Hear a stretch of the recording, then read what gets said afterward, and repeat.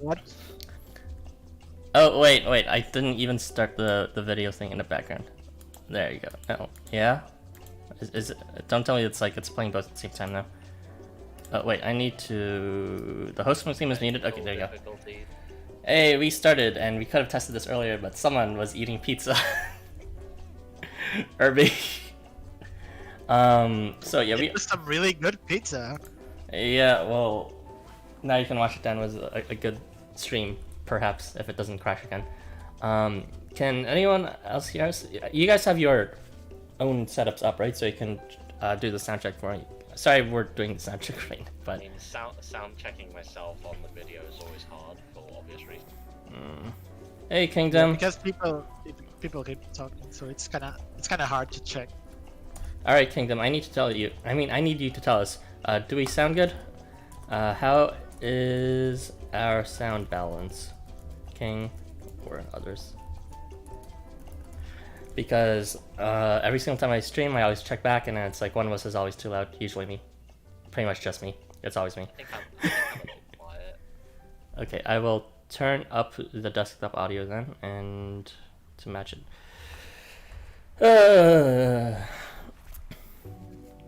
The sound is okay. The music balance is okay. I will assume the music's not too overbearing or whatever. I'll just turn it up a bit because it seems like it's a number of decibels. All right, so welcome back. In the last stream, I said it might have been my last stream, but evidently not. But I would do dungeons. Harris a pro. He can keep up on all his work, no problem. Yeah, so easy. For now, we'll see. I got some good encouragement to get me on top of my shit, but Buddy. thanks, Alcus. But with that said, we are gonna be doing this discussion, and after that, there's no dungeon stream after because the dungeons out right now is just that lame ass coin dungeon, which is super fast to do, and it is pretty worth doing, but it is not worth streaming. So with that said, let me just, for the millionth, billionth, trillionth time, introduce my good friends here joining me in this discussion. First off, we have starting the discussion, Zalgus. Hello, it's me again, everyone. Yes, charming for everyone to hear. And now we have the second person to lead off the discussion with the next unit, Kyuma. We have Irby, aka Lane Taker, aka Douchebags. Hello. Thanks for the very encouraging introduction. I feel very here in this room. Thank you. Yeah. That means a lot. Don't worry, I'll call you plenty of other names. Pizza Eater. That's. Yes, I know. I cut you deep with that. It was a very good pizza. Sorry. Send me the last slice if you can. And I am Arathan, joining you for as usual in my own channel. Hello. I don't know. I don't know. I did that as kind of weird. Anyways, we will be starting off with Zalgus covering Gunzo 5's. Valentine Panic Gunzo 5's evolution, skill-specific evolution for athlete, and then we'll be following it up with Kyuma 4, his regular, was Irby, and then after. Oh my gosh, my keyboard is not responding. Technical difficulty. Oh my god. We should have one of those technical difficulties boards to show up on the stream No. when something happens, so you can switch to it. That should just be like the default screen. Something is wrong with the keyboard. Give me a second.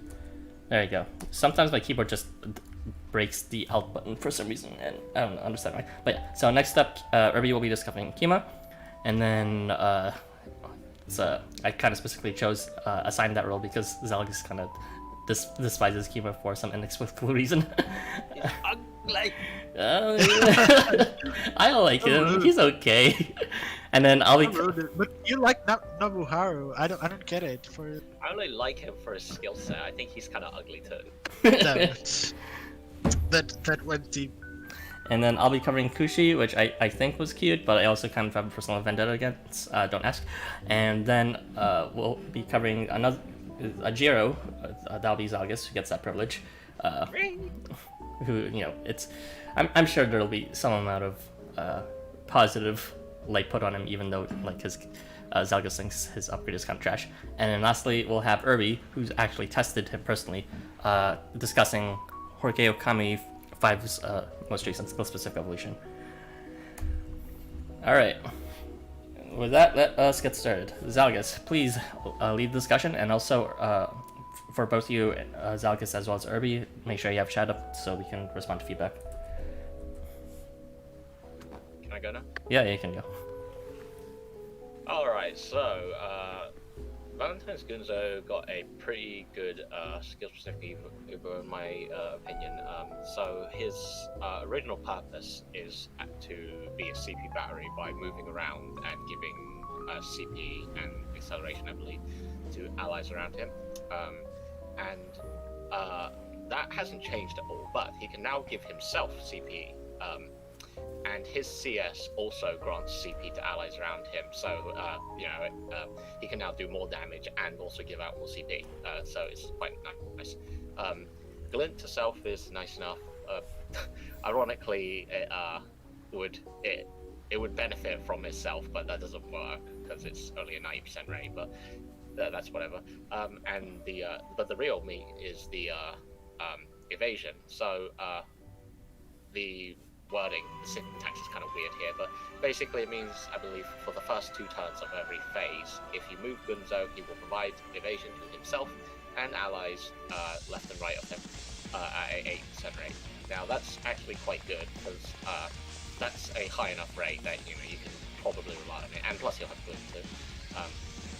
So you can get that to 100% if you have concentration or if you have skill seeds or someone you want. Do you know if Gunzo likes anyone? Ashigara, I believe. Mm-hmm. That could be good because Ashigara is quite a good unit. But anyway, so evasion for 2 turns is quite strong. It may as well be guaranteed with a rate like that, considering it's really easy to get to 100%. Yeah, it's a really roundabout way to, encourage skill seeding for some reason. It's like, it's pretty unreliable, except when Glint activates. You guarantee the Glint with skill seeds, and with that Glint, you guarantee the evasion. Why did they make it so weird like that? It doesn't make sense. They want to drain people's money. But yeah, I think the skill evolution is quite good.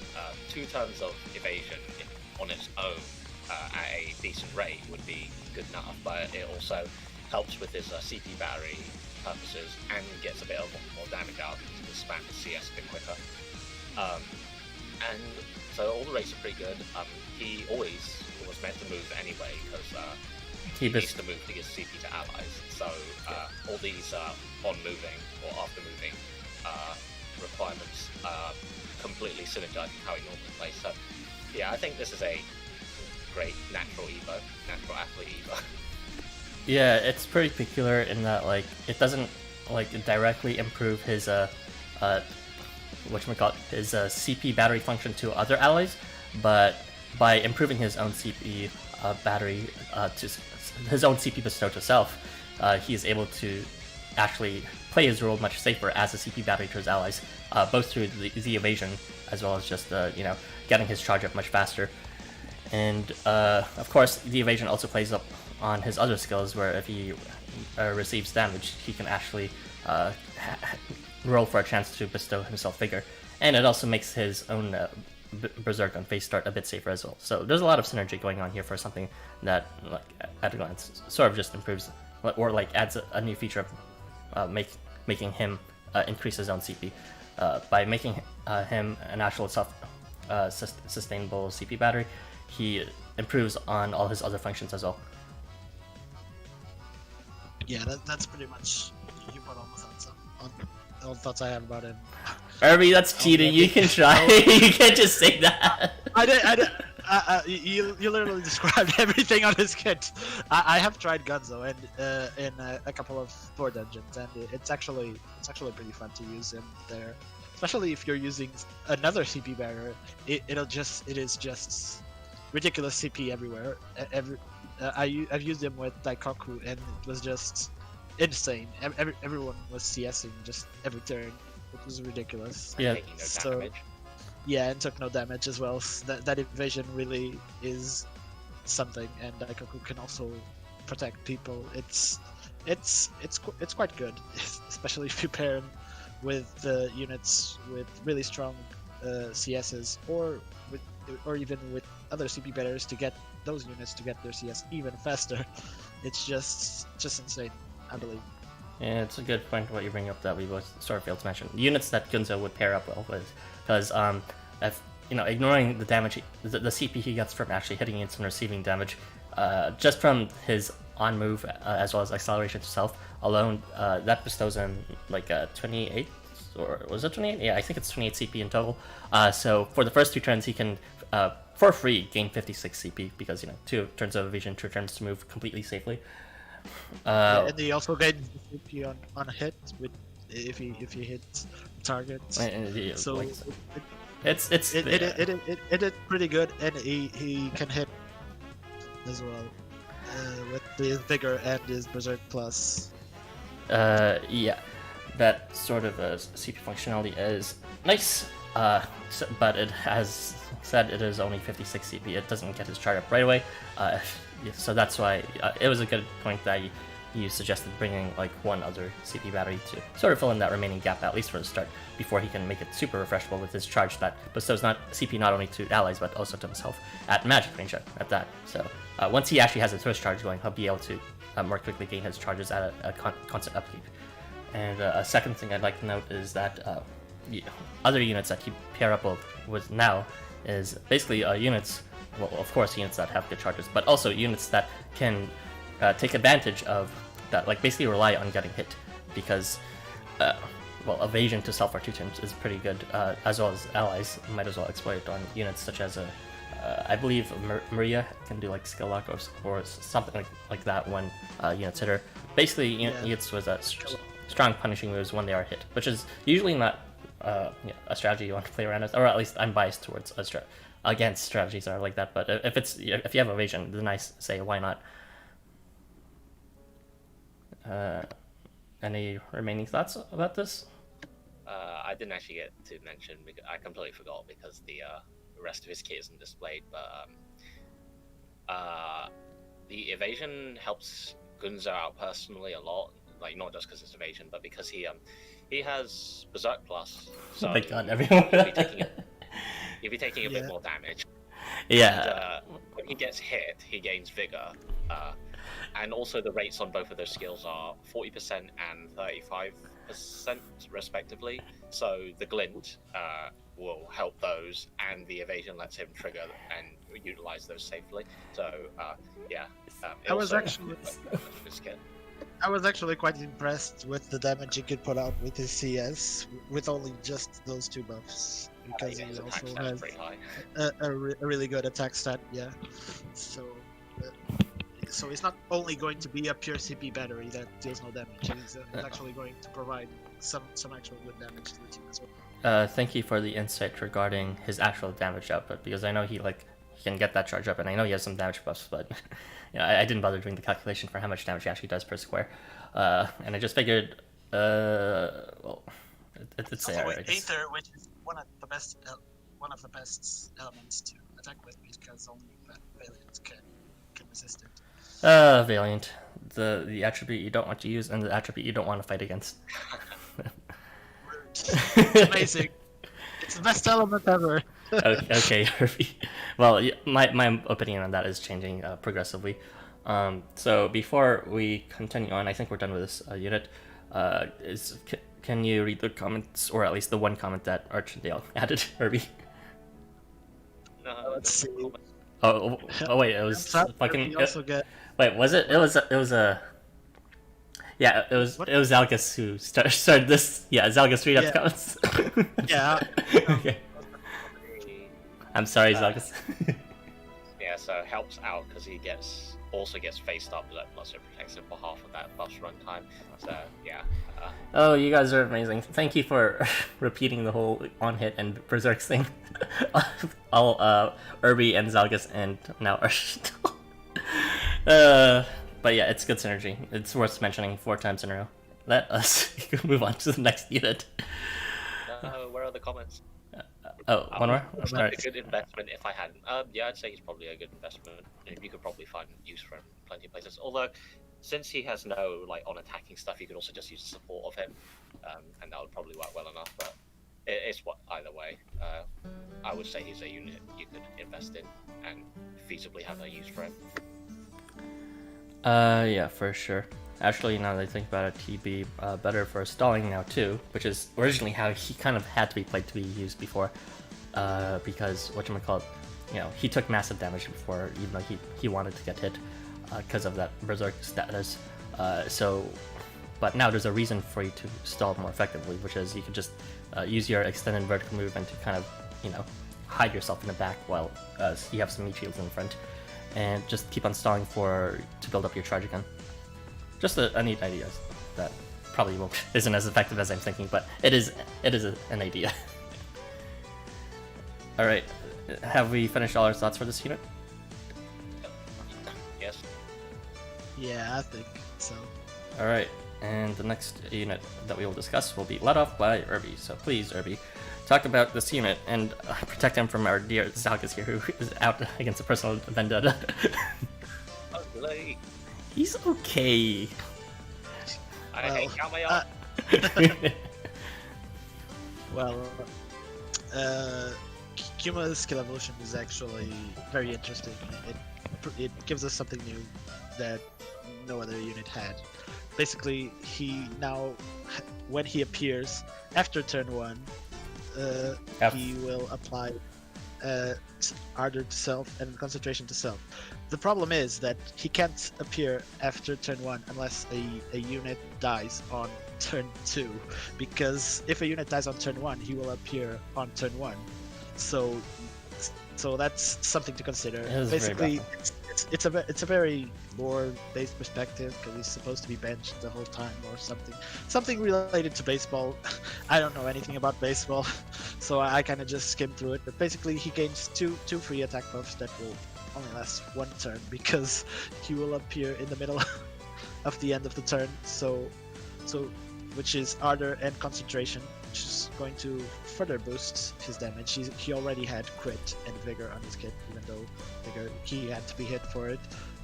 And he gained a phase start crit to self at 100% when fully skill jammed, which is pretty amazing. I'd say for a 4-star unit, I don't think there's any shot range 4-star unit.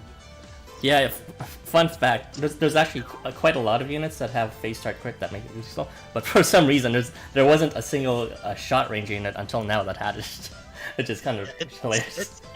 It can be really good for coin dailies, but his attack stat is really low, so he probably won't. I can tell this. He won't be able to. I did the to calculations. kill the water mobs. Yeah. Unless you have No. a really good AR. Yeah, even when Kurogane AR. I actually did the calculations for this, even if he did fully see this unit, he can't even defeat the weakest water mob, even when fully seated. He can with the Kurogane AR.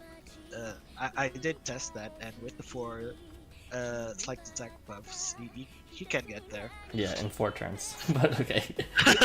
No, I think he can before that, because I did see him one-shot the water units without any exterior buff and just his crit, so it was actually something really great. But another thing that he gained was when leaving, apply guts to directly adjacent units. Oh, actually, I forgot to write about that completely in my notes. I was like, oh yeah, that's there. Guts is okay, but you're not gonna plan around when leaving strategies. It's a neat boost. I mean, it's neat that it's one of the best sort of statuses you can bestow when leaving. So you can't suffer an entire game life. One thing I didn't mention was that he already had crit on his kit, but it was a very low rate. It was slightly increased, but now 50%. That is decent, honestly. Which is pretty good. Before it was 36%, so now it's actually 50. It's a pretty big boost. But the reason why I said he could be good for coin dailies was because that he can actually innately pierce evasion, which is the problem with the coin dailies that can make it stall out another turn if the mobsters rock evasion, so you can kind of bypass it. Yeah, Kyuma suddenly became pretty much almost like a must pick, or at least an exemplar for the unit you should bring for coin scuffles, because he just like fills two different roles that were tough to consider before. One, and someone that can evade that can penetrate evasion, and two, someone that can deal lethal damage. Those two are surprisingly don't really overlap that much, even with the AR card. And guaranteed as well. Yeah, it is guaranteed. That guaranteed crit is actually pretty. Yeah, the only issue with him, like I mentioned, is just he needs one extra buff, or if you're lucky, have a 5-star AR. Apparently. Yeah, that too. Yeah, that Rogan AR is actually ridiculous. I think in terms of the attack stat it provides, it actually, even though it's just a minor attack buff, it makes the whole difference, and so it does increase the attack. You actually have that AR, right? Kim was actually asking like earlier in the Discord comments about like if someone could confirm if it really was per turn, like you didn't have to move them. So you don't need to move it. It's per turn. Okay, there you go, King. If you're listening, there you go. If you have the 5-star card, it's much better than I initially thought it was. You don't have to move them to eventually over 4 turns get 4 different stacks. That leads to like a 1.67 multiplier in your damage. Pretty much a free stacking buff for any fire and wood unit. Okay. I want to add more about Zalgus. Are you alive? Just need to check on you. Yeah, I picked my words, but I think the leaving thing is kind of dumb because if you plan for when appearing buff, that implies you're gonna have 2 units die.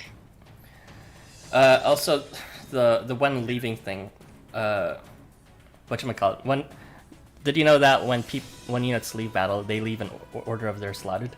So if everyone gets board wiped, and you decide to use the when appearing strat and have them slotted, you can really only feasibly save 1 unit, and that is the unit that's slotted before him on 6th slot, as opposed to with him in 5th slot. So that's why the when appearing thing is kind of a meme, honestly, because you're not also gonna use that a lot. Hey, I mean, you could get. In the very least, I would say he becomes now one of the better slot fillers, because usually you want to build a team around just your first 4 units. This makes a solid case of in case something wrong happens with that team, hey, at least you got a pretty strong move with your next lineup unit. So it actually might have been good for me for the Valentine's quest to try and one-shot Echo, since I had to have back. Do you remember the Valentine's quest? Yeah, I remember it. Yeah. It was an okay quest, and it was of course great for 3 stars. Weren't you using only 3 stars? And then Zalgus still dazzled. Never mind. Yeah. It's not a killer for you. Zalgus just shooting at his own foot, just like that. But I think it's a neat Evo because usually people are like, oh yeah, focus on your first 4 units, and who gives a shit about the subslots? Just put an MC or something, right? But I mean, the problem here is that you're going to put your strongest units on the first slot, and you're probably not going to have a lot of cost to put on the sub slot unless you're high rank. I mean, I probably have. If your units are of high rarity on the main slot, if your main units, so that's kind of the issue, sort of putting him on the sub slot, because you're going to be wasting cost on him as well. But you're going to be wasting cost on a sub slot member instead of. Mark my words. One of these days, LifeWonders is just gonna freaking do some sort of challenge quest where they actually just deal like 20,000 damage to all your units and also remove all buffs, so they all have to die. And then the only way you can survive that is through your sub members, and then you'll be crying for Kyuma then. Okay, sure. I'll be crying for Kyuma. Sorry, Zalgus? That could actually be kind of interesting. Yeah. Have a next phase you have to make do with your backline. Yeah, and that would be interesting strategy-wise too, because that would also make you want to not just put everything you want in your first 4 slots, and it also means you can't rely on your support. Yeah. Sure. That'd be interesting. On the subject of Kyuma's attack stats, since no one actually said what it was, it is unseeded at max level, it is 3,538, which is ridiculously low. I'm looking at the stat spreadsheet right now. He's lower than a lot of 3 stars and some mobs as well. He's lower than the Angels. He's lower than Daikoku 3. It's like, it's bad. It's really bad. So yeah, thankfully his crit on face start is guaranteed. No need to skill seed for that feature. It's 50%, not some bullshit 45% to 90%, you know? So he's much more reliable in that sense, but because his attack status is so low, he is squarely, even when fully seated, not going to be eliminating any water units in point scuffles. Unless, you know, like Irby said, you have a fucking 5-star AR. Which, it could happen, but at that point, I would say just, if you're going to bring Kyuma to coin scuffles, which I think is actually a decent choice if you don't have other options. He fills like 2 important criteria of dealing strong damages as well as being able to penetrate evasion natively. Then I would recommend bringing some sort of a damage buffer to go along with him. Lianon, or I don't know, some other unit like that. Lianon's like not the best choice because she charges, but it's you can still force target cleaner. All right, so. Does that cover all our thoughts? Yeah. Yeah, pretty much. If his attack stat was better, he would actually be really quite nice, but it's so bad. Oh, I just realized I messed up the aspect ratio for the background video because I was changing some settings so that my stream encoder wouldn't go to shit as often, and now it's just like too big. Let me just reset. I just noticed the 2 small columns on the side. There you go. It is fixed. So that never happened. Anyways, please, Zalgas. No, not Zalgas. Why am I doing this? Please, Irby, read the comments. Oh right, I didn't realize that connection with Kyuma being benched. Well, yeah, there was a lot of people talking about it. That was the case, and I think so too. They have been kind of trying with a couple of these new kits to make them lore-wise more correct or something, or make some references to it. And I really, yeah. Good thing. Yeah. Well, yeah. They've been doing it much better with these recent Evos somehow, but I really wish they made it after turn 0. That is starting on turn 1. It's kind of a stupid restriction that you have to wait 1 turn at least. It's especially since this is a new paradigm, basically. You know, just giving units a bunch of perks just when they appear from slot. They decide to give some other pointless restriction on it. It's whatever. Realistically, you're only going to get those buffs at turn 3, which is like, bruh. Turn 3. They could have given him longer lasting buffs also. If they gave him like attack up and brawn, it would actually be a lot more noble instead of getting 1 turn out of it. Yeah, it's effectively 1 turn, although, you know, concentration will be nice and yeah, that concentration helps him. That concentration helps him proc the crit on when attacking, because he isn't going to benefit from the face start crit 100%. So that's something I forgot to mention. Also, he'll probably benefit from Ardor twice in terms of the CP gain, at least. Probably, I'm pretty sure. I think so. Yeah, he will. Well, yes. Overall, I don't think this Evo is bad at all. It's just it has some very unique features that make it like, oh no, it's just a meme. But honestly, these memes are pretty neat. It's not bad, but it's one of my favorite skill evolutions from the Benzo, because it's actually found use in one of my teams. So that's already a bonus point for me. I immediately rushed level because that was cool. But yeah, on the topic of that joke situation I mentioned before about, like, you know, doing massive flat damage and then removing all buffs, it turns out that Kyuma would be both good as a sub-slaughter as well as a main member in that case, as the first slotted to bestow guts 2 units as he leaves. So yeah, he has some unique functionality when it comes to strategizing around unavoidable unit losses.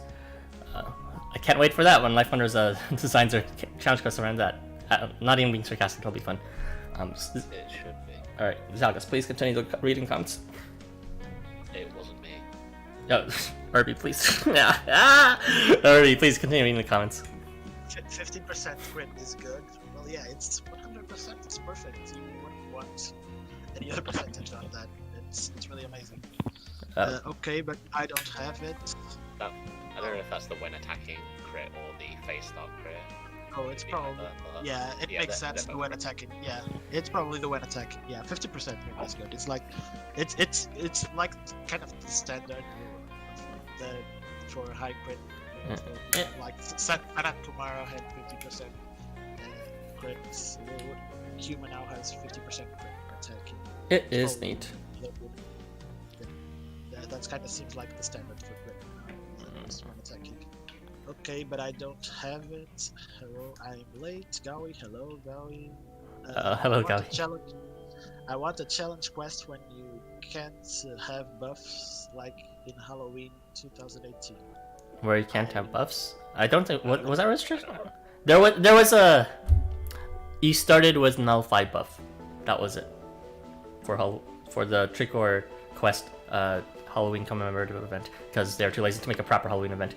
But just bring Tom yeah. I would, but I agree with you in that sentiment, even though it's not really related to this, that it would be nice to have restrictions for quests again, like that, intentional debuffs. Basically, shoot yourself in the leg and then you get more coin or something, I don't know. And one last comment from Galbi. I love it when the abilities connect to the character's lore. Yeah, that's pretty neat. And it's actually good. That's the important part, but yeah. It's something people were complaining about on the Discord server at some point ago, but now with these skill evolutions, it's a lot of the kits are getting more lore accurate, I'd say. And not necessarily being shit as a result, which is fun. Not always good spiritual dog warrior. It'll be amazing. Cross your fingers. It's gonna be something that they're gonna release the Hakenshi banner with all the Hakenshis, and then they're gonna release the skill evolutions then too, and then people will wail for units that haven't already released just because of skill evolutions, and also Jira bias. But Jira bias is good bias. It's not even bias. It's just fact. The best bias. Yeah, it's not bias if it's just correct, the standard way you should be thinking. There's the no comments. I'm still waiting for Ark to have bind in their rule of binding. Okay. Yeah, it is pretty stupid how Ark doesn't have bind in their kit. But whatever, LifeWonders. Ark doesn't have bind, but Makan 4-star has bind. Okay, sure. Even though he was binded by Ark. Amazing. Yeah, well, maybe we'll see. I'm expecting our experience to have an authorized rage kit, because you know why? Another thing I'm expecting. Actually, I'll talk about later with Fenrir, but I'll just touch on. I'm expecting bind to be more common on the enemy side. Usually, been refraining from that, but I'll add on that later.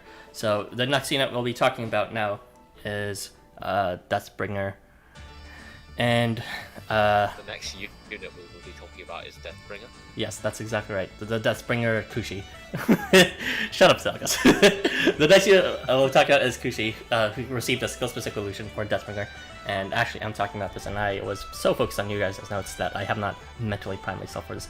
Alright, so, he now, recently, LifeWonders has made Countdown more relevant again. First off with Shino, 5's skill-specific evolution, and being guaranteed to inflict Countdown on phase start, as well as being able to do massive damage to that. And as well, with Valor, with his on-miss Countdown and Countdown infliction to everyone on charge. Is that right, Herbie? Yeah, he can inflict it on missing and on charge. And like even Horus can inflict Countdown on charge as well. And it's just they're finally making this skill status that was considered overpowered once upon a time, but now it's kind of considered a meme because the units can easily do like 10k, 20k damage with the right setup nowadays. They're finally making it accessible, and now Kushi is the quintessential case where Countdown is so accessible that you can actually fairly rely on it. And it's basically it's twofold the way it approaches improving actually being able to rely on Countdown. First off is they actually just, from the existing on-attack Countdown infliction, they doubled the rate of it, but it's actually not that much, even when doubled, because it was the lowest rate possible at 5% to 10%. Now it's at 20% when at max skill level 100, which is, it's still kind of shitty at that, but it is still double the case, and it's at magic range, so that's still neat. So that one Kushi YouTuber will be very happy for that, just in terms of improving the utility of how he already currently played with them, and more importantly, not just the existing the existing effect of applying countdown attack, but more additional effects have been added so that countdown status activation breadth has increased as well. Now when he receives damage as well as when he's debuffed. And these are also at some interesting ranges as well. The receiving damage one isn't as wide, but it is decent. It's basically at slash range plus thrust range. He is able to inflict countdown to units when he is hit at I believe a 40% rate. So mind you, he can get hit multiple times in a single turn, so that has some decent potential for a clapback for certain units. And like it's neat in that because this is starting on the enemy turn, that is, it has to be the enemy's turn for him to receive damage.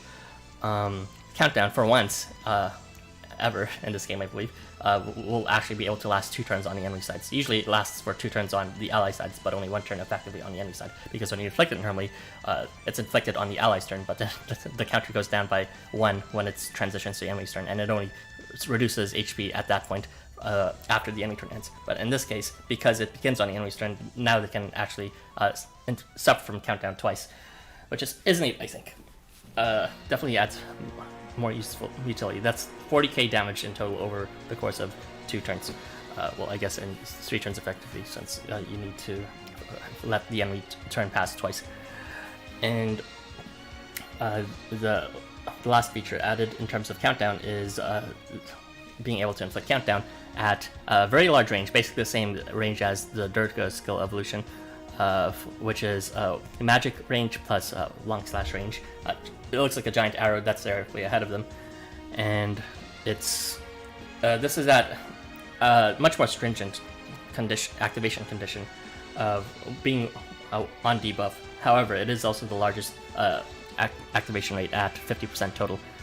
I believe that this one is actually neat in that it kind of opens the gates to certain strategies where you can actually exploit debuffing your own allies, such as with most primarily Shenong and his poison every turn. And of course, once he has poison, he can't really refresh his for a while, so he might pair up well with Shenong and a debuff cleanser, which is something I recommended against before. But in this case, if you're exploiting after debuff skills such as this, which is quite powerful and at quite a high rate, I wouldn't be opposed to recommending it. And lastly, he received tenacity, which to adjacent units when he moves, which complements his own tenacity itself. It makes him more of a general tank to actually exploit, to actually like exploit his own protection as well as his allies while trying to roll for a countdown. And because it's to adjacent units, he doesn't just have to play as like the sole frontliner. He can bring everyone to the front line as well. I don't know. It's kind of there. There's a number of units that can bestow like some sort of defensive buff all around when they move or through some other activation condition. It's neat. And usually it's a strong feature on. It's usually found on strong units, so maybe it's actually pretty important in making a strong unit. So I feel like even though this seems to be like the least thematic in terms of the rest of the updates, it also might make him enter general use at a greater rate, I suppose. All right, I kind of talked myself to ground there, so yeah. I think this is probably one of my least favorite skill evolutions, actually, because having access to countdown through all these means is kind of neat, because there's not a now there is a lot of units that can bestow countdown, but not through so many conditions and so okay rates. This is actually probably one of the highest rates countdown has outside on charge or on charge, yeah. Stuff like that. The after debuff one, but I think it kind of it's good to have countdown, but it kind of doesn't help him a lot at all. I think the best part of the skill evolution is actually the ability to pass down the tenacity to allies, which is kind of weird because I don't know. I expected something to synergize with this countdown, like some extra damage with countdown, or some condition with the enemies having countdown triggering something. But, Maybe they do less damage to him or something. yeah, something like that, but nothing like that happened. And his kit is still to me at least looks very basic, but it now has more use. Yes. Yeah, I think it's all right. The countdown is just a bit of a meme because countdown, but after receiving damage and after debuff once, well, if the enemy infects it, it means he can benefit from the 20k damage right away because they'll take the damage and then it'll be your turn again. I kind of wish the tenacity was a skill seed bait, but at least he synergizes well with Lave because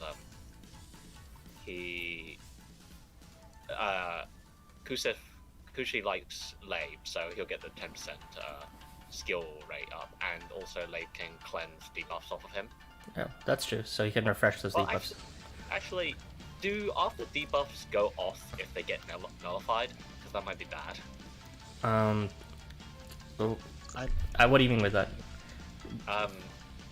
So Kushi, imagine Lave has given him nullified debuff. If he gets hit by a debuff, but it gets nullified, will he trigger after debuff? I don't think he will. Okay. No, it won't. That's actually anti-synergy then. Yeah. I'm sorry, I'm being pea-brain. I need someone to explain what Zalgas, could you just explain that in like baby kindergarten terms? Okay, Lave gives nullified debuff to Kushi, but Kuchi has after debuff, inflict countdown after he receives a debuff. If he gets attacked by a debuff, it will get nullified by nullified debuff. Oh yeah, then that effect won't trigger. It won't trigger. No, it will not. Okay, that's actually anti-synergy. Yeah.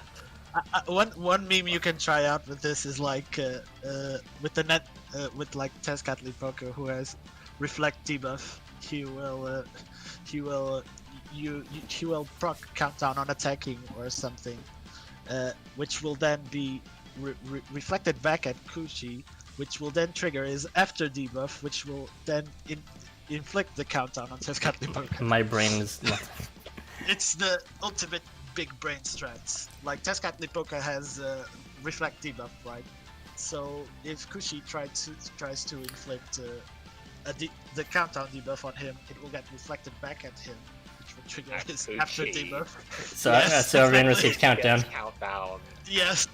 Now everyone has countdown. Yes, Right. exactly. Okay. It's a good meme that I thought about just now. Good is one word to describe it. But yeah, this skill evo is not particularly impressive. I mean, I'm hopeful for it. I'm hopeful for it because not because of what it can do now in the current state of I don't like saying the meta, but but it's just they seem to be making this as well as the next unit we'll discuss the band training. I have sort of sense in my gut that they're gonna be making these statuses and more relevant things to actually consider in battle. For example, I can imagine them making like a countdown something you need to rely on because it's actually one of the better ways to reduce flat HP. And who knows, maybe they'll release a challenge quest where everyone has perma evasion as well as I don't know, reduced damage against all weapon types. In which case, like, not all weapon type, but like all the different weapon types. In which case, something like countdown would be very effective. You guys still there? no. Yeah, Wonderful. I was going to say something, but I forgot. So, I you're just- fine. I just have that effect to leave people speechless, don't I? Okay, I will read the comments then, and then we can move on. I'll just add one thing. You are free to pair him up with units that have countdown advantage, such as the Shino with his Shino 5 with his new skill evolution, as Oh, yeah, I Chenobog 5 his regular. It's like decent synergy. I remember what I was going to say. Basically, you were talking about these units with more commonly accessible debuffs and making them more useful. But I'm still waiting for poison to be useful outside as Astaroth and Astar, to be honest. When will poison meta come back? Please. Oh yeah, and Shannon also got it. I forgot Shannon existed for a moment. Yeah, I'm looking forward to that too, Irby. It'll be fun to see these Because shit ass status to be better. Sorry, I think countdown is more common than poison now. I think it seems ridiculous. Yeah, it is, because the only people who can inflict poison, like just regular poison, is like Shenong and Lucifuge and a few mobs. They're releasing a whole bunch of these reversal statuses, which are quite unique. We already have poison reversal, but can you imagine something like a poison amplifier, where it's like if you inflict that too, if they have poison, then you deal extra damage or something like that. That would be neat. So basically, because that standard exists, we can imagine multiple ways that they can make poison actually more relevant. That sounds like an Astarte buff. Yeah, it does. Not that they need a buff at all, but Yeah, crazy. just make other units more useful for it. Basically, why is like I have more issue with poison being just frustrating to deal with when trying to remove a different buff. It seems more like a remove debuff cucker most of the time, except for during the Jiangxi quest where there was that natural issue for whatever reason. With that said, I will start reading the comments now. Let's see. I want a challenge. Where did you end off, Irby? You were reading. Oh yeah, something about bind. Yeah, that's it. Bind archiving bind in their kit. Their whole thing is that they bind everyone in the map. So you didn't read that, but yeah, basically, Arc will never bind anyone until they're ranked. Pensive. Countdown memes. It won't be a meme once it becomes regular. Just like how none memes are not even a meme anymore. In fact, it's just how you're supposed to play the game. Kushi finally does the Deathbringing. His character is about, finally 2 years later, he's finally someone that was intended to be like a strong unit based on what was considered as the best at this time, to now being the best countdown inflictor in the bunch, I would say, compared to other ones. Excluding reliability of charges, he can actually inflict charge at a decent prolonged phases without having to rely on discharge. So that is neat. However, it's like I said, it's no longer considered like the most potent status anymore. So it only makes sense that they make countdown more generous in terms of the ways you can inflict it. Let's see. Archie says also they really gave his regular skill evo when his variant is on a banner. Well, I mean they gave his variant a banner too. I mean they gave his variant a skill evo too. It just kind of sucked. But yeah, Kushi 4 definitely needed it a lot more than his Halloween variant. Even his Halloween variant's kind of shit too. Yeah, I think they both needed it, to be honest. Yeah, wait until next year, I guess. The skill evolutions are fun. Let's just look forward to more, I guess. But it's nice that even one of them received such a generous skill evo like that. I know you two aren't impressed by it, but I like to see the potential from it.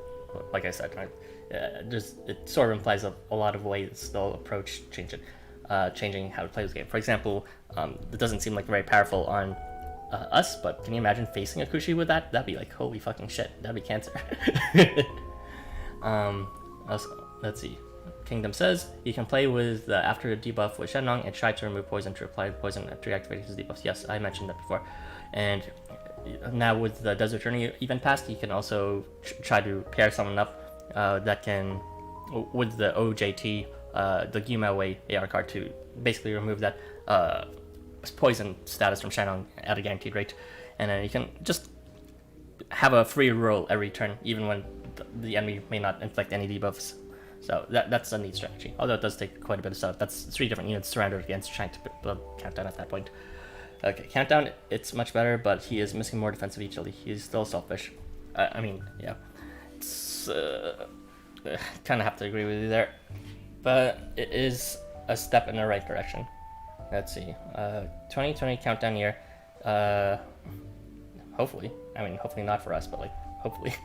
I want it to be common enough that it's no longer considered a meme or a shit status, because it really isn't supposed to be a shit status, just like Valiant isn't supposed to be a shit attribute, but because of the circumstances it is. We now have a unit that deals 6 times damage against Countdown, and that's honestly ridiculous. Yeah, I mean, he doesn't need Kushi at that point, because he also inflicts Countdown at the same time. Yeah. Actually, the Countdown advantage is also only on charge enemies too, so... Yeah, so it's kind of redundant on Valor to have Countdown, unless you're trying to stall on with his defensive. Yeah, most certainly. That's why I didn't mention him in terms of synergy. Best used against people who can reflect debuffs. No. Okay. Kudai Stars message retracted. Sorry, dude, but I guess you said a no that YouTube detected. Gawe says, Freestones are fun to do at least for sure. As you know, Tilu says, when I get his 4-star, I use him for the meme. Oh, yeah, that'll be fun for sure. Just for the memes. Because even though, like, you know, if you ever get tired of Kotar blowing everything up, you could decide to just burn them slowly with the countdown instead. Alright, that is all the comments. Let us move on to the next unit that my dear close friend Zelgus will be covering. Please, go ahead. As a side, when it says message retracted, I think that means they deleted their own message. Oh, okay. No, it means I personally canceled them. You're banned! No, I'm kidding. Go ahead. Alright, so this skill evolution, this actually is my longest set of notes. So, I'll put what the heck? It has the least description. It's 2 lines. It's like, Yeah, it's just 2 paragraphs of saying, why can't heroes be good? Well, it's me saying why it's bad, but I'll start with the only good part of it first. So it's a skill lever for Blood of the Beast, as you can see, and it makes it so that when he hits enemies, it will do in a slash range behind that enemy. It will cast them. So kind of imagine like a magic shape, minus the top square. A magic shape? You know, It's just yeah, okay. shape. So that is literally the only good part of this skill lever. So even that part is not very good, because first off, the rate is 70%, which is really quite low. If you wanted someone who could reliably curse, you could just pick Shiro 3 instead, who has 100% rate and can do a similar shape because he has magic rate. And it's probably more practical for him to do it like that anyway, because he doesn't have to hit someone in the front row first. So, Well, but what? Can I interrupt you for a second? The curse in this situation does not afflict like magic range. What I understood from this skill was that it afflicted from two rows of lump slash, because he will be hitting, assuming he'll be hitting assuming there's, for instance, like 5 units on the front row, you're going to actually potentially hit 10 units with curse. At least at top. Not 10. The maximum. Well, how would I describe this? Yeah, I mean, it's okay. So the maximum range you can infect enemies with curse is actually larger than the maximum possible range in a map. It's just think of it as a cascading effect. You know, the unit you hit, if there are units behind them and the 3 are behind, then they will be also be cursed. You know, assuming it actually activates. That means that the unit that is you know, an L shape away from you, that is 1 square ahead and 2 squares to the right, for example, if they get hit, then the units diagonal to them, including the unit that is 3 squares horizontal. Is that 1, 2? Yeah, 3 squares horizontal away from you can also be inflicted by curse. So it's an interesting sort of cascading effect, so that even if you hit the units but they don't have anyone directly behind them, and if there are like units that are in the row behind them but don't have someone in front of them, they too can also be affected by curse. Yeah, well, I still think it's shit, because 70% rate is not reliable at all, and you have to hit someone in the front row, and they're not always necessarily going to position correctly for you to apply it anyway. So there's just more practical ways to curse, like curse, and like, you know, Shiro 3, that free unit that everyone gets who is broken, who can 100% rate at magic range, so it's more practical and it has longer range. But is it wide though? So the only good part of this skill Evo isn't even that great, in my opinion. And so let's get into the unique thing. So he has Bind Reversal. This is a new status where, while Fenrir is under the effects of Bind, he gains times 10 attack. This is a permanent passive effect, invisible effect. As long as whenever he's binded, basically, he lasts 999 turns. So for all intents and purposes, permanent. So times 10 is a nice big attack buff, but there's numerous problems with this. First of all, he has a really, really bad attack stat. It's 3.7k. That's completely shit. White Slash has kind of a shit modifier anyway, so it's like it gets, and it gets wasted because more often than not it will be a 3 white map. Although I guess you could say just take it to white maps, but it's a bit of a waste anyway. But, isn't that just shitting on Long Slash in general? Rude. Kind of. Yeah, but, I like Long Slash. I mean, most Long Slashes are built for attacking, like not primarily, and there's a reason for that. But anyway, yeah, it doesn't have to be that way. God bless Kyuma, but for the most, I agree with you. It's like, bleh. So Ban Fenrir also has no other attack buffs, so he can't even help out his completely trash attack stat. I said it was 3.7k, right? That's really low. It's just barely higher than Kyuma's, except he has a worse modifier and no other attack buffs. Because he has to be binded, it means Fenrir can't attack first. Well, he can't benefit from it on the first turn. The enemy has to bind him first, so he'll only ever get the benefit on the second turn, which in itself is bad, because why would you waste your time with this when you can just blow them up right away without taking any damage? I mean, you could easily benefit from on first turn if they inflict it on when struck. Like, well, yes, but yeah, I know what you mean. it's really not practical, and because it means you have to be binded, it means this is a dead skill on most maps. You can only use it if the enemy inflicts bind, and you can reasonably assume you will get hit by it. And even if he does have bind, one of the problems is that bind is an attack debuff. So even though it's advertised as times 10, it's actually lower than that because bind will lower that. Yeah, what's the damage for that? I'm sure you calculated it. I did not actually. Oh my god, okay, you know what? It's a good thing I calculated. Let me just check my notes. Zalgas, what are you doing? Alright. It's just 10 times whatever bind debuff is in bind, like 0.45. Okay, so per square he does 1.2k damage when normally. So this is without bind, without any extra damage buffs with his bounty.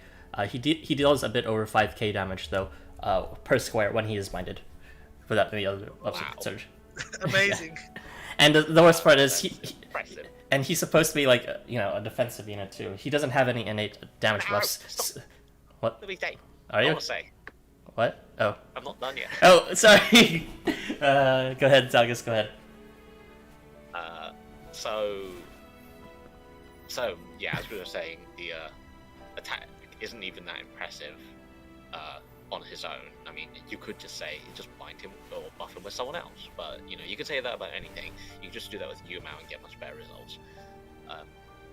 Or other white slash units like Yasiori, who has Brawn. But the other problem, of course, is that he has to be binded. This is stupid because it means he can't access any of his other skills. He can't give himself tenacity, and he can't curse the enemy to make himself not blow up when they hit him. And he can't give his allies concentration and all that. So, but yeah, like Arrow was about to say, Fenrir's base kit is kind of supposed to be this kind of support by debuffing and giving allies concentration and tanking by healing and constant CP gain, or constant healing and applying stigma with his CS. But bind reversal kind of goes against that. Like I mean, Bind Reversal in itself just kind of throws everything out of the window and says, okay, just hit things, because that's all he can do at that point, which is, useless. It completely goes against how Fenrir is supposed to play, which, compare that to the previous few skill evos we saw. All of those skill evos they synergize with, how they're supposed to play. Valentine's Gunzo is supposed to move all the time and give out CP, so he does that now. Kyuma's main thing was evasion, piercing, and doing okay damage, and he can do that better now. And Kuchi was inflicting countdown, and he can do that better now. But Fenrir's Bind Reversal just completely it doesn't synergize at all. It's its own thing, and it's stupid. Like, to touch on that, stuff like Kyuma, their existing role is improved, but they also gain like an additional role of being like, a sub-member slaughter or something like that, or someone who basically can guard for guaranteed team wipes. But for someone like Fenrir, he does gain a new role, but it only works at the expense of the rest of his kit, which is, well, it doesn't work like you said around it. And what's baffling about it is just that, he's supposed to be a defensive unit, but then he has a damage buff, so it's like the worst sort of buff for the worst kind of unit. It's just not appropriate at all. It could work if he was a damage buffer to self, because at least those damage those damage buffs would last a few turns even when he's binded, and that could stack on top of that. But no, the rest of this kit really doesn't synergize with Bind Reversal at all. No sort of long-lasting status will help emulate or improve the efficacy of Bind Reversal. It just sort of sits there in its own sort of microcosm, kind of awkwardly. Even if we had some unit who could inflict bind on Fenrir so he could benefit from it turn 1, it would still not be great, because consider the fact that it's not great now. It's like, what's his damage? What did I say his damage was again? It's like about 5k per square while binded. Yeah, and then it's like sub 1.2k when not binded. I mean, it's like 2 damage buffs. Just use Liana instead of binding him. What the heck? So yeah, it's supposed to be conditionally useful, but even in those conditions, just because of the rest of his kit, it's not even going to be useful in those conditions as well. However, I did mention something about, touched on this before, like slightly when we were talking about earlier units. I'm not very excited about this specific skill evolution. However, I am excited for the fact that Bind Reversal now exists, because it can be useful for other units, just not Fenrir, unfortunately. And also, it might set a precedent where, if more units have Bind Reversal, then they can finally make Bind a common status to face from the enemy, because, Don't do that. It'll be fun. God, don't be a weenie. It'll be fun. Do that. Do that so that we can bring Triton back. Yes.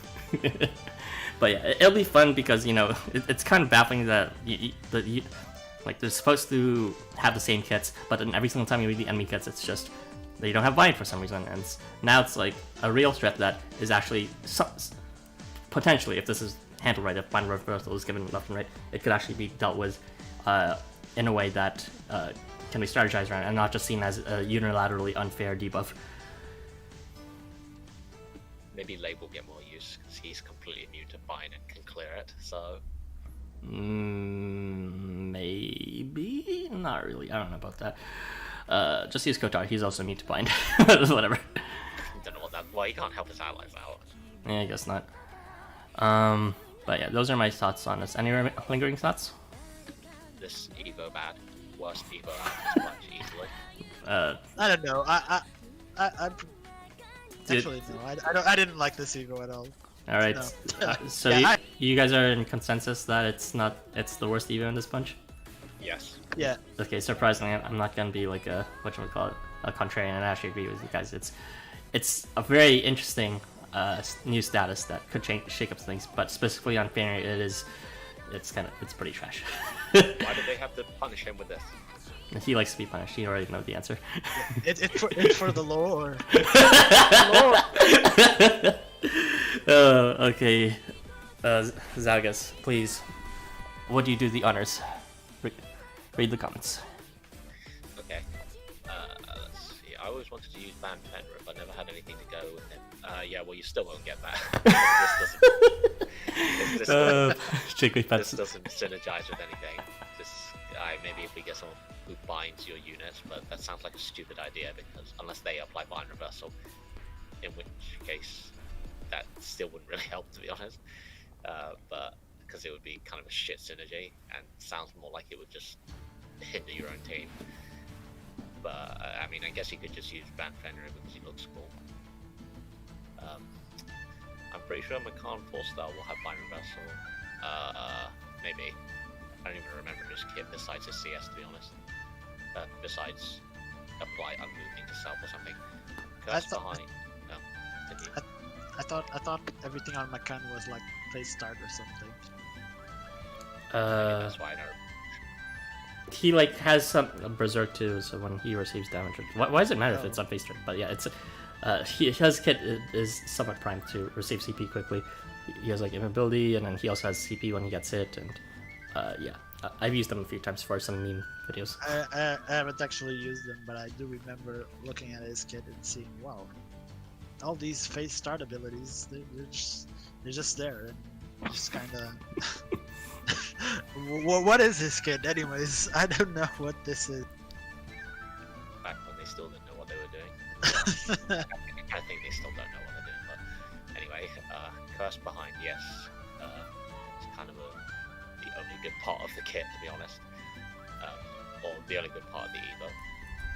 5.4k says no. Okay, so that's how much damage he does while bind reversed. For some reason I usually keep it to 2 decimals, but I forgot to. I was just like over 5k. But yeah, that's pretty much right. So shit. I just built around Stigma, that seems easier to do. Yeah, problem is that you have to get CS, and even though he charges it somewhat quickly, you could just get someone else who can play Stigma more easily. Maria, I guess.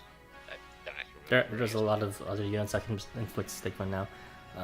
Just new units as well as which ones like freaking Arc and Krampus and Fumi and now even Zabania 5 and Fenrir is not really like a super amazing choice for Stigma, especially given that Stigma will be at your charge level status level, right? It's not something that you can really fully exploit at that point.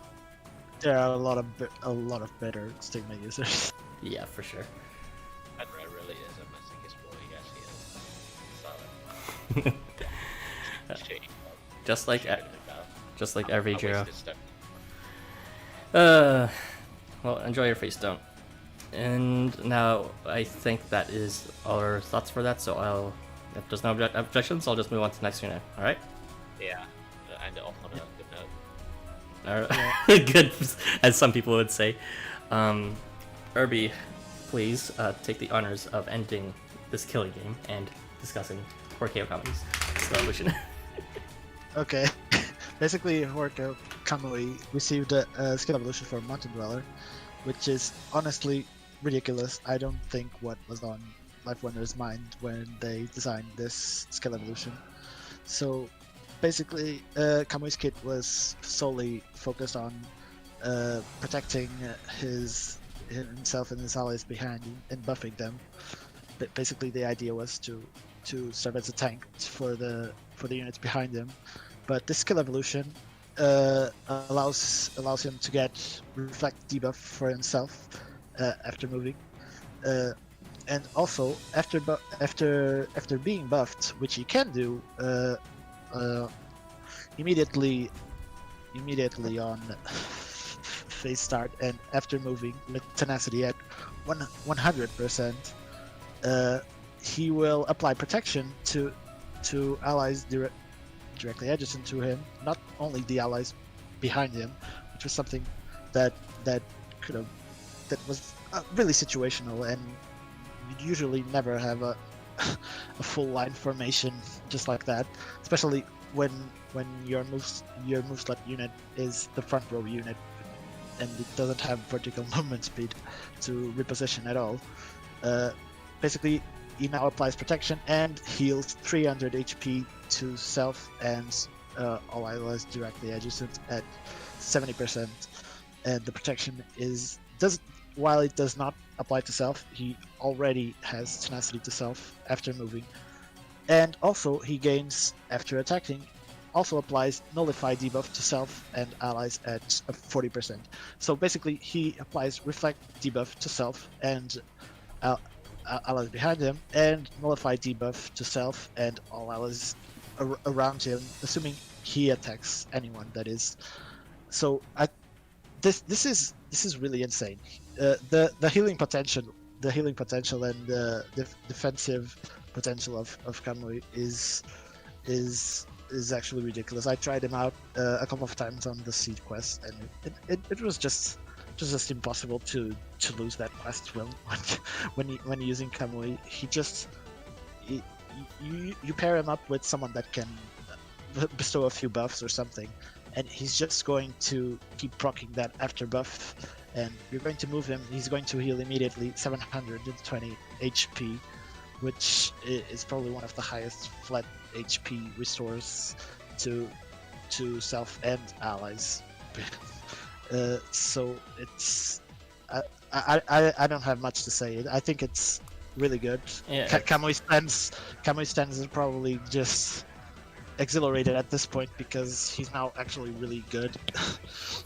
So and his role was really complemented with this.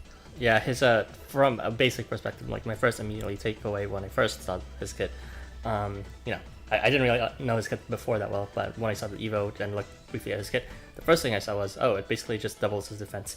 Both doubles the defense for the unit behind him, now with protection, as well as the existing tenacity, as well as the debuff defense with nullify debuff, as well as the existing reflect debuff.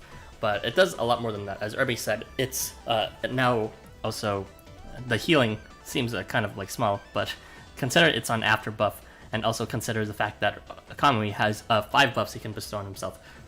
Guts on phase start, and I reflect debuff and tenacity on move, nullify debuff after striking, and vigor when struck.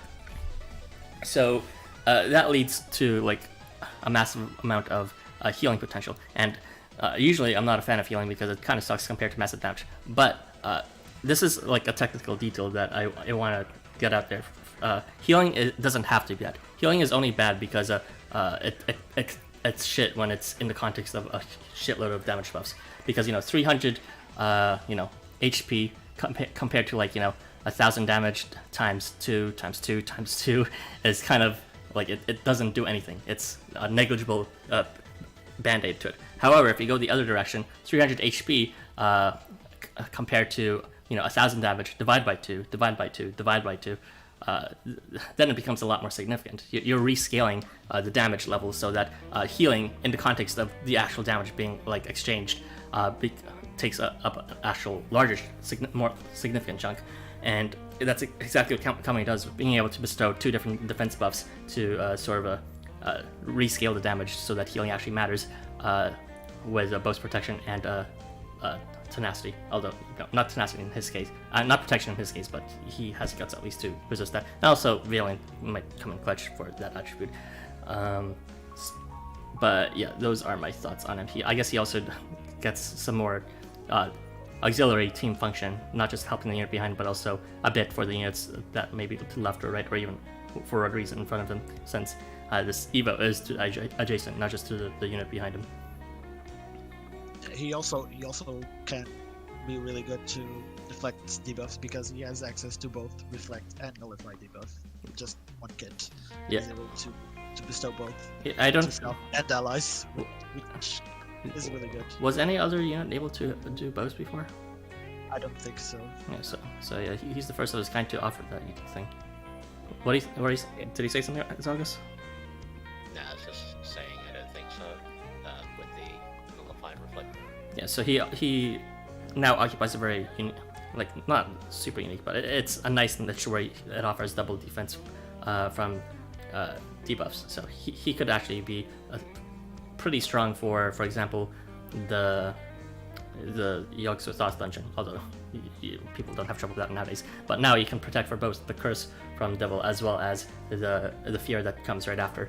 That's usually a problem that, you know, they just penetrated your defense, your debuff defense just because, you know, they inflicted 2 debuffs at the time. So this checks for that case now. It's nice. Yeah, I think this Evo's one of the better ones this set, and in general because again it synergizes with his own purpose. He's supposed to be like a tank that protects particularly the person behind him, but now he can also offer protection to more people besides the person behind him, and the person behind gets even more defenses. He gives himself more staying power because now he has reflect debuff and healing. A shame the protection doesn't apply to himself, but he's already tanky anyway. Kamui doesn't use protection. Yeah. Just good. Good. It's kind of a shame the nullified debuff is kind of not shit proc type, and Yeah. only 40%, but you know it's there. It's nice to have. It's there and it helps proc the other thing, the other healing, which is pretty neat. But yeah, good skilly, but I feel like there's more to say, but is that it? I mean, it's when a unit is bad, you have a lot of things to say, but when the skill evolution is actually good and actually complements the kit that already existed, there's not much to say. It's just really good, in my opinion, at least. All right. How about this? Valiant is saved. It's getting there. My opinion is turning slowly but surely. It's getting there for sure. I guess if we're running out of topics about this, I thought then I guess I could comment on unit synergy. He actually would work a lot better with Chernobog as well now. They always had strong synergy, even though they hate each other. But yeah, it's neat.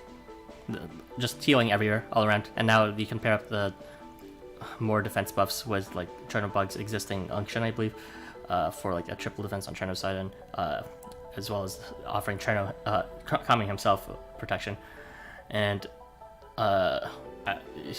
whatchamacallit, the CP might be lacking in terms of just Kamui, but with Cherno, they'll basically be feeding each other in every single aspect, from defense to damage buffs to healing to CP, kind of like an unstoppable mountain, even with defense, with debuff defenses, which is like basically makes them sort of uncounterable at that point.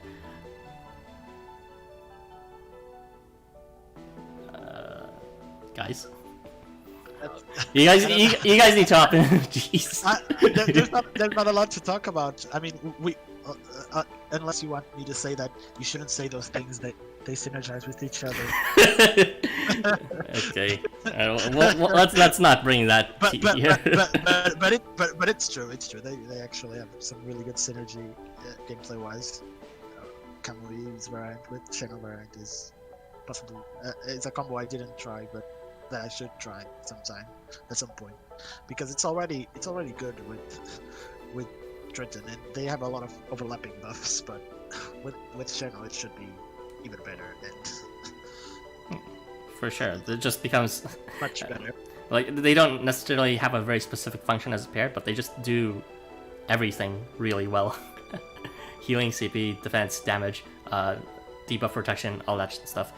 It's kind of like, I don't know, it's good. That's all I can say. Alright, Ravi, since it seems we are all drained of commentary on this very popular Housamo, can you please send us off with the comments?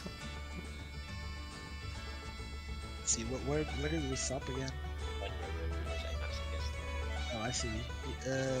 Luther says, "Find me, Daddy." Thank you, Luther. Blessed commentary right there. This is pretty good. Kamui good at something like ice. Yeah, he is pretty good now. The skill evolution feels less disappointing compared to the last one. I think the last one wasn't too bad. Like, besides Hanuman's, but you know, I had Kyuma, so I was really enjoying them. I thought they were talking about the 4-star evolution. Well, Fenrir's is. Yeah. Oh yeah, they were talking about Fenrir. Yeah, it is true. It is a lot better than it was. I don't know if Ara did this on purpose, but it's probably the worst skill evolution. One of the best skill evolutions. Just there, But, side yeah. by side, just No, to run it into the bank. Sorry, Zagas, were you saying something? You were kind of quiet there. That's the order that they went in. Oh yeah. Oh yeah. But yeah, just to reiterate, even though it is a shit skill, I'm excited just for its existence because it has potential for making bind more relevant in actual quests. From the enemy side, that is. Hey, be excited. it's a good thing. You want a challenge for getting challenged. And Fenrir walk so that everyone else who will eventually get bind reversal can craft. Okay, nice DA ship. Says. What do you mean? It's not, canon. we're not shipping. It's canon in the gameplay. Valence, no, maybe. In terms of synergy, what does he do? He like. I don't think so because He's like, he also wants to be in the front generally. Valentine's yeah, Snow. you want Snow to be in the front, even though Kamui can. He wants his unit to be behind, so it's, and I don't know, that's a bit of a question thing. You usually want to plan Kamui based on the unit you want to place behind him. Yeah. The others can be If, whatever. if you're not thinking of his backliners, then you're probably not thinking of how to play Kamui properly at this point. Yeah, it's not Valence. No needs to be at the front, so you can Yeah, and Snow's game plan is just to be in front and benefit from hitting units twice, so that he can get his charge up basically every 2 or 3 turns. He can't really do that if he's a backliner. Luther says, can't wait for DA to find these streams that see Ara shipping Kamui and Shen. I mean, Doesn't pay attention to the game at all though. I'm out of the loop, so I can't comment on that. DA stands for DeviantArt. Who the fuck uses DeviantArt? What the heck? Anyway. Alright. Well, I think we've reached a good stopping point, and I am kind of worried because we are just like ever so progressively experiencing stream length creep, where we talk longer and longer about this might have been like to be expected for like regular unit analyses, but these are just skill evolutions. Also, I guess to be fair, we basically talked about them as a whole at that point, and it's fair as skill specific evolutions, but still. I forgot to say something. We didn't get teacher skill evolutions. Oh yeah. I've been completely destroyed. Hey, I mean, Unacceptable. now you know my pain was when Leak was snubbed. Hey, have a Leak banner, and then it's like, oh, what's that? You want a Leak Evo? Okay, how about for the unit that's not even on the Leak banner? Fucking amazing. Thank you, LifeWonders. At least you got the evolution. That I'm still not gonna use them. Jeez. What the heck? Whatever, man. Whatever. Dead Anthro arrow? The heck? I don't know what that is, but okay. Anyway, oh hey KS, blue heart. Why blue? You're blue now. That's my special attack. And my special attack is gonna be ending the stream. I knew you were gonna say that. Okay, I know that I'm not the most original YouTuber out there, but you don't gotta kick me down when I'm trying. Alright, thank you for joining us in our stream. There is no dungeon stream following after this. There may be new content, but nothing is officially determined during this week because the campaign is ending this week, around the 20th, I believe, which is like on Wednesday. But other than that, there is nothing planned on my plate. I'm not going to be making a standalone video for this specific skill-specific analysis discussion. So yeah, my channel will remain. I broke halfway. Whoops. This channel will remain halfway dead for a little while longer. You just like the blue heart, nice guys. Caius. He told me the pronunciation and chat, and then I forgot. It's Caius, or is it Caius? I don't know. It should be chaos because the name in the Discord's K. Oh, okay. Chaos, gotcha. Let's hope that LifeWonders above Gamma unit sends Gamma not gonna match. Okay, so please, Irby, can you tell us where they can find your own video content? You can find my video content at the channel name taker, and it has a Triton profile pic. Yeah, just Google that or some other nickname which he does not like. Read the description. Yeah, read the description. It's linked there. Yeah. Such a wonderful username there, and read the description to find out that I need 100 subscribers. Please feed me so that I can change my channel. seriously, guys, you need to subscribe to Irby. He makes good shit. Like, just to reiterate, I mentioned this in a dungeon stream before, but it was Irby's idea to actually make a discussion stream first. So this would not have happened without this man here. God bless his heart and God bless his dedication to us. Well, yeah, he definitely goes to subscribe to the channel and save him from his past haunting him forever. And you can also find in the description a giant cuck of not being able to see Zalgus' videos, but he definitely makes some fantastic content too, namely 3-star players. I can't It's so long. Fucking release some interesting talent quests already. Fucking LifeWonders. Yeah, I kind of wanted to see your Jiangxi run again, but You can just. I ask can't. me. Oh Please my gosh, show it, Zalgus. the Please show it. exclusivity. Just like, look at this. You shan't receive anything unless you ask. Okay, I'll just read the comments and then let's see. Let's hope that LifeWonders can. I read that. Alright, I'm gonna educate you on Discord. What the fuck? Okay, sure. Howland Darax says there, as in there is the end of the stream. Thank you for joining. There may not be a stream next week, but just from dungeon, but we'll see. Let's all pray that we'll have new content, and we will see you guys later. Bye. Guys, say bye with me. Bye. Bye. Alright, peace out.